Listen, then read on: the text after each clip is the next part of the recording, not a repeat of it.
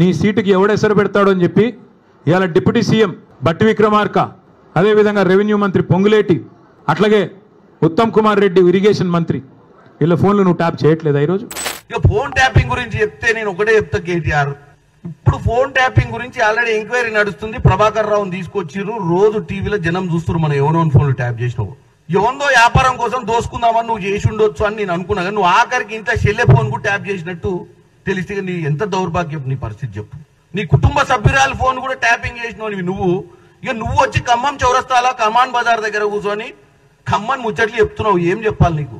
కొంచెమన్నా బుద్ధి ఉండాలా మాట్లాడాలంటే. ఫోన్ ట్యాపింగ్ కి ప్రపంచంలోనే ఫోన్ ట్యాపింగ్ గురించి కొడితే నీ అయ్యే పేరు నీ పేరు వస్తుంది గూగుల్లో. దానికి పేటెంట్ మీరే. అందుకే అంత దుర్వినియోగం, అధికార దుర్వినియోగానికి మరో మారు పేరే మీ బీఆర్ఎస్ 10 సంవత్సరాల పాలన. ఇప్పుడు వచ్చి మా మంత్రుల ఫోన్లు ట్యాప్ చేసుకొని ఎవరు చెప్పారు నీకు? నీ అంత నువ్వే రాత్రి కలగన్నావా, లేకపోతే దారిలో పడ్డ మాల్ కు సంబంధించినటువంటి ఏమంటారు ఎఫెక్టా?